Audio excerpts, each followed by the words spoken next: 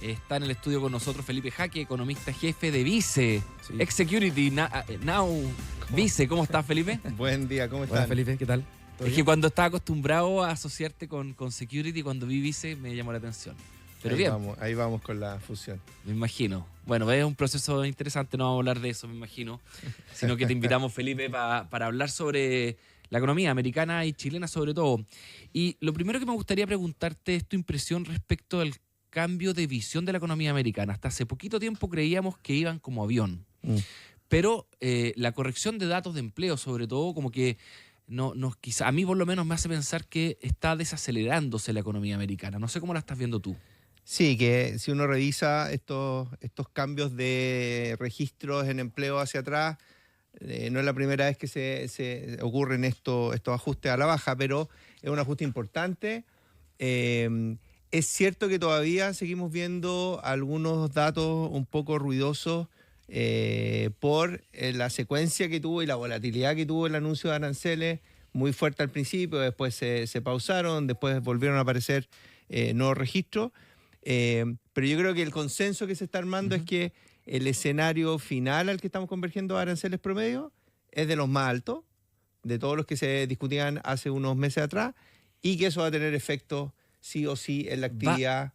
Va a tener, pero hasta ahora se ha visto poco. Poco. Ha llamado la atención también eso, Sí, porque ya han pasado varios meses. Sí. ¿Qué será? ¿Las empresas no tienen capacidad de traspasar precios? Hay un tema con la demanda, eso es un punto. Lo otro que se ha visto en data anecdótica es que las importaciones hacia Estados Unidos han tenido correcciones a la baja en los precios de los exportadores. O sea, en el fondo han tratado de acomodar estos mayores aranceles y cuando uno mira cuál es, comilla, el retorno que reciben ellos en yenes o en euros, finalmente esos retornos han caído. Caen por efectos cambiarios, pero además caen también porque ellos se ajustan tratando de ver cuánto es la magnitud que pueden traspasar al cliente americano. Y la data anecdótica de cómo se han movido estos precios es que se han aumentado del orden del 2-3% desde abril a la fecha, que es bastante acotado si uno mira las magnitudes de los aranceles que estamos hablando. Entonces tiene que haber ahí y como siempre, tiene que haber algo de balance entre cuánto soporta la demanda, estos ajustes de precios, y cuánto estoy dispuesto yo como productor, como exportador a ajustar mis volúmenes, porque al final del día si traspaso todo, finalmente va a tener algún impacto sobre volúmenes. Hay industrias chilenas que han visto esto y algunos comentarios anecdóticos muestran que efectivamente ellos han tenido que, para mantener volúmenes, ajustar sus precios. Bueno, este es el tema clave, porque lo que ha dicho la FED en el pasado es que está atenta a cómo van a evolucionar los precios a propósito de los aranceles. Se pensaba y todavía se piensa de que son inflacionarios y que por lo tanto bajar las tasas en un contexto inflacionario no es muy adecuado, aunque otros creen de que como esto es un shock de oferta en realidad no hay mayor problema. ¿Dónde te ubicas tú? Y debiera ser un impacto más transitorio, si se quiere.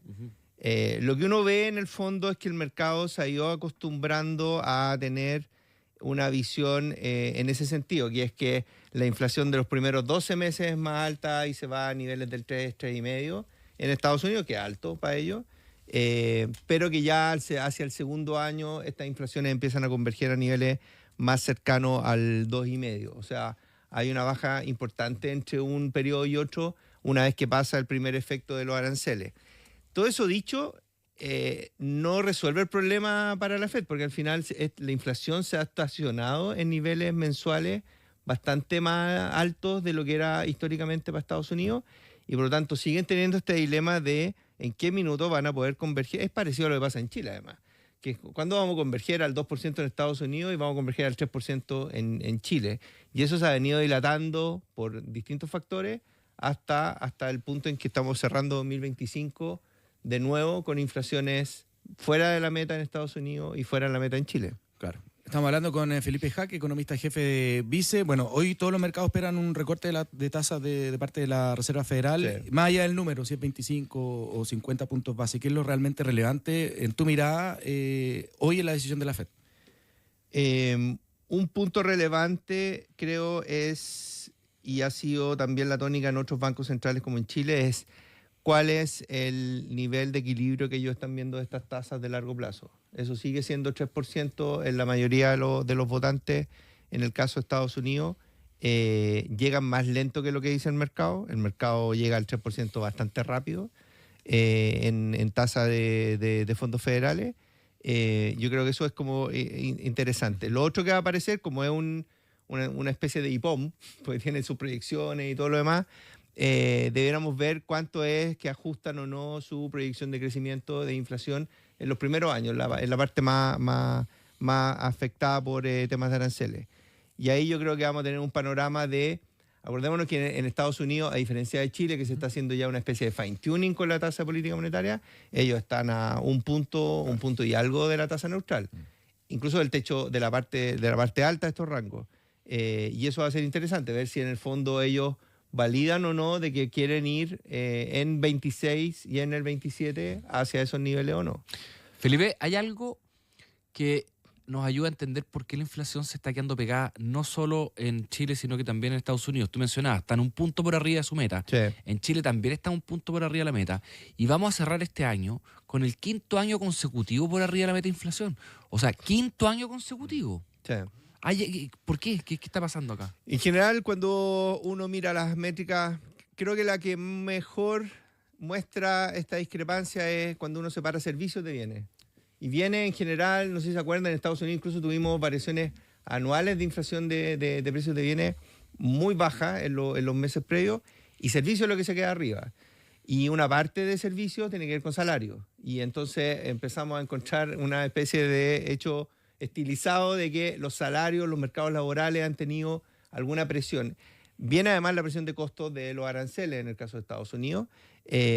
Y finalmente lo que creo que está pasando es que tenemos este universo de precios de servicios que tiene este shock, ha tenido secuencias de shocks, y finalmente eso es lo que está explicando que nos estemos quedando, al menos estadísticamente, con precios o presiones o inflaciones más altas de las metas allá y acá. El punto es preguntarse qué se hace con esos shocks de costo, digamos. Y servicios súper poco sensibles a la tasa de interés. Ese es el problema. Y pasa que al final, si yo le estoy dando shocks de oferta al mercado laboral, en el fondo le estoy sacando gente por cualquier motivo, o estoy presionando de alguna forma el que entre gente al mercado laboral activamente, voy a terminar con estas presiones todavía elevadas hasta el día de hoy. Estamos cerrando 2025 y todavía estamos con estas presiones activas. Si uno se va al caso de Estados Unidos, nos encontramos con todos los temas de migración. Si uno ve los gráficos, es brutal cómo se frena la inmigración en las gráficas, comparando el propio Trump de su primer periodo, lo que hace Biden, que es el pic de los ingresos, y cómo estamos hoy día a niveles que no se veían en varias décadas de bajos. Entonces hay un shock en ese mercado, hay una presión sobre salario importante. Y hay de alguna forma, un mercado laboral que empieza a resentir la participación de extranjeros en Estados Unidos. Chile es otro cuento, tenemos papers y cosas para comentar de eso, pero a propósito de eso, ¿qué señales debería mirar Chile en el mensaje de hoy de la Reserva Federal? Porque sí sé que el tono del comunicado puede mover tanto como la cifra misma. ¿Cuál es la mirada o más bien a qué deberíamos estar atentos hoy día? Ahí me salto a algunos comentarios y algunas cosas que uno lee del central, y es que ellos perciben de que hay una cierta mayor sensibilidad de los precios financieros chilenos, hablemos del tipo de cambio y otro, cuando las tasas de política monetaria en Chile y en Estados Unidos están muy cerca. Ellos han dicho que teóricamente pueden tener políticas monetarias independientes y por lo tanto no importa demasiado en qué nivel lo ponga la Fed hoy, mañana, en las siguientes reuniones, pero sí detallan una cierta mayor sensibilidad o mayor cuidado a tener cuando estamos muy cerca entre las dos tasas. ¿Qué vendría a ser esta especie como de arbitraje que favorece, por ejemplo, al real o al peso mexicano? Lo que le da susto es la reacción del tipo cambio por ese pequeño diferencial de tasa. Es una forma de verlo, y otra forma de enfocarlo es que cuando uno mira tipo de cambio y hace estos típicos modelos como de arbitraje, pesa menos que antes el cobre, pesa mucho más los diferenciales de tasa y importa harto más el dólar global. El cobre está alto, pero pesa poco en los últimos años, digamos. el dólar está en mínimo. Estamos a el DXY, que este dólar contra monedas desarrolladas, estamos en 96, 97 puntos, que es bastante bajo. Ha caído como comparado, 8% este año. ¿cierto? Y entonces, por ahí no viene la cosa tampoco. Y por lo tanto, el tercer sospechoso de todo esto son los diferenciales de tasa. O alguna prima por riesgo. Y alguna prima por riesgo, que cuando uno va a mirar primas por riesgo soberana, por ejemplo, son particularmente bajas. Es que no es esa. Dale. Voy al punto. Y no es esa, pero dame tu interpretación de la prima por riesgo. Es que la prima por riesgo soberana tiene que ver con si un país va a pagar o no va a pagar su deuda. Eso no está en juego en Chile hoy día, digamos, aunque ha tenido defaults en su historia y no pocos. Claro.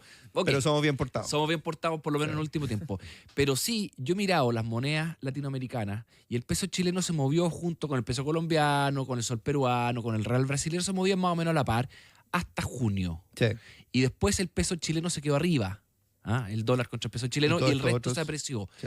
¿Qué pasó en junio? Hubo una primaria. Entonces, tengo una hipótesis de que hay algún temor de los inversionistas de esta opción que tiene Janet Jara, que nunca se pensó que iba a ser la alternativa. Hasta ese entonces era obvio que iba a ser Carolina Toá, y eso yo creo que no era un escenario que le preocupara a los inversionistas. Yo creo que la opción de Jara sí les preocupó y pienso que se quedó, no sé, 3, 4, 5% arriba el peso chileno contra el dólar en relación a otras monedas latinoamericanas. Y lo otro que pasa, que es medio coincidente, no es que una cosa causa la otra, pero cuando uno mira la posición de los inversionistas extranjeros respecto del peso chileno, pasa a estar en desmedro financiando, por ejemplo, posiciones donde hay tasas de interés más altas como Brasil, y por lo tanto eso también afecta tu moneda respecto de las otras monedas de la región.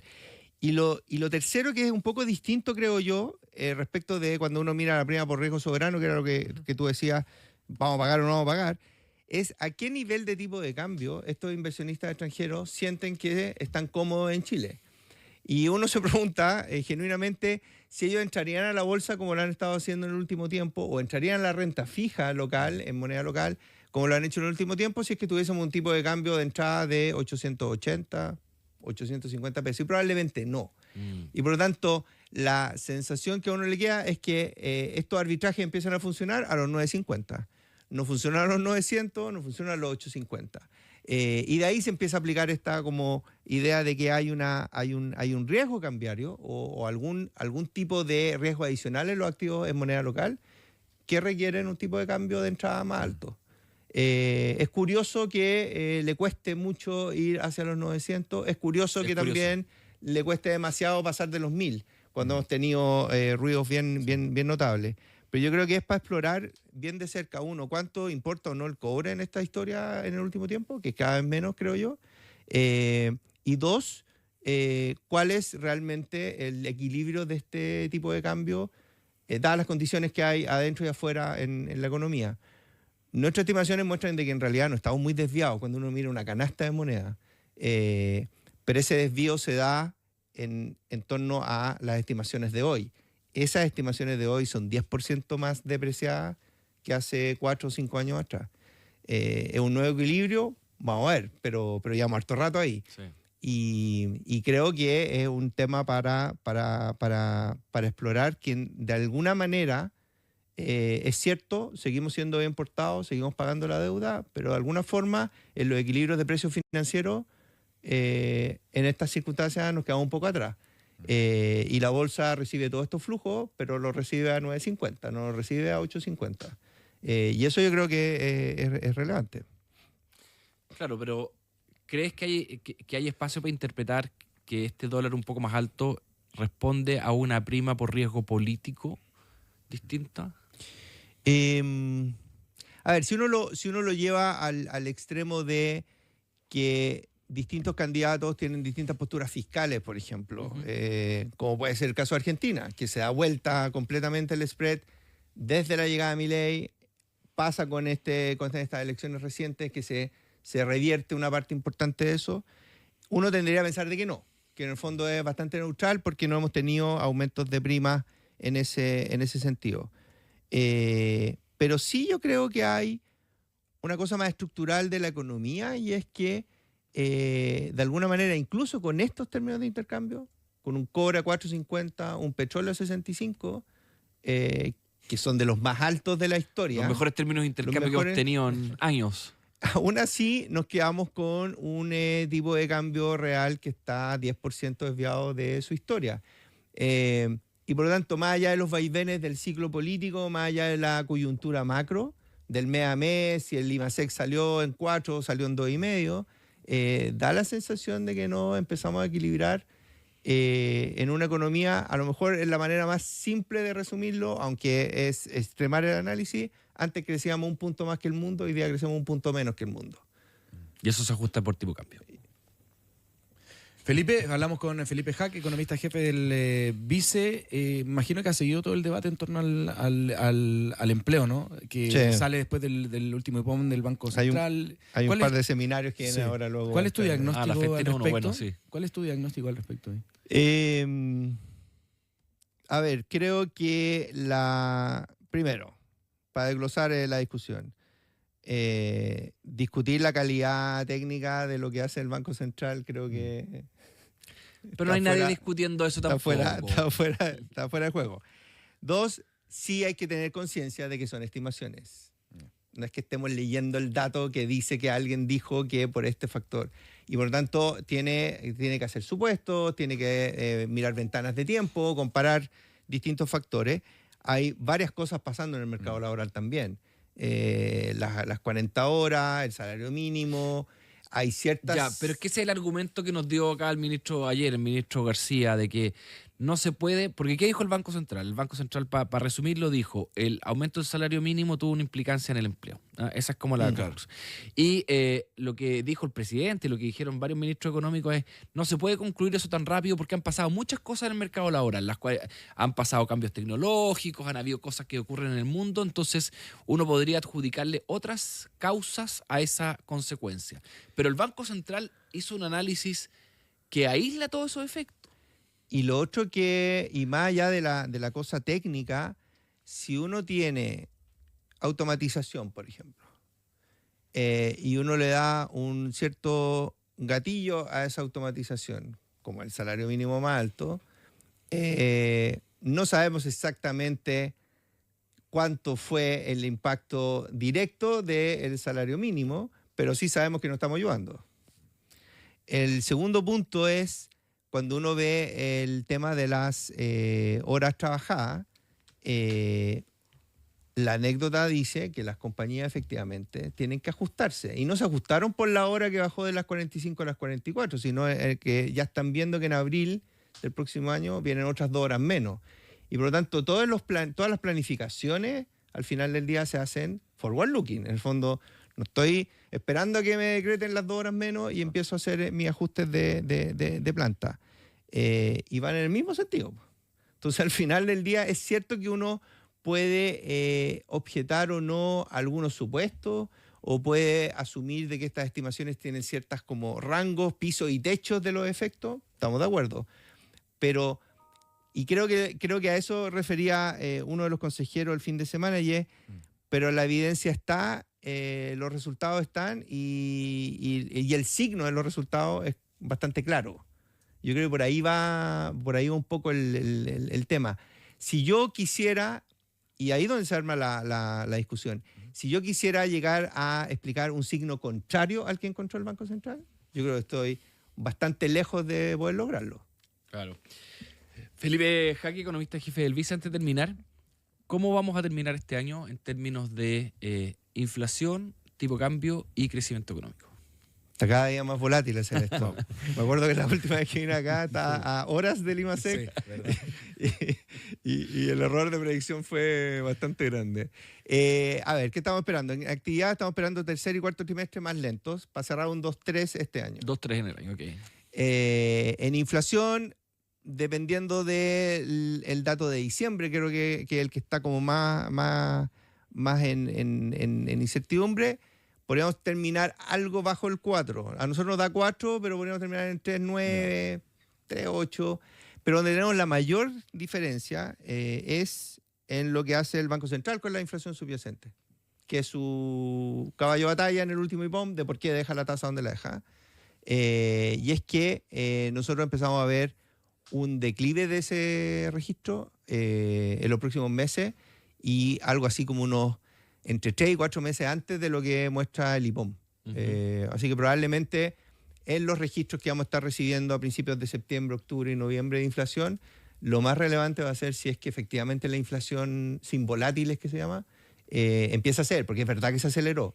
Pero si empieza a ceder, eso nos da que, más allá de que el año termine con una inflación del 4% total, el central debería estar mirando en diciembre si esto está ocurriendo y reanudar los recortes. Ya, no hay recortes de aquí a diciembre. Es difícil que se dé en octubre, porque vamos a tener el dato de septiembre y octubre. Ahora, si hay un frenazo relevante de la inflación sin volátiles, yo no descartaría que se animaran a un recorte en octubre, pero probablemente va a tener más data consolidada para el dato de diciembre. De diciembre, perfecto. Felipe Jaque, economista jefe del Vice, muchas gracias por conversar con nosotros aquí más que Gracias, nosotros. Felipe. Muchas gracias por la Tenga invitación. buenas fiestas, ¿ah? Sí, buenas Ustedes fiestas. también. Descanse. Buenas fiestas.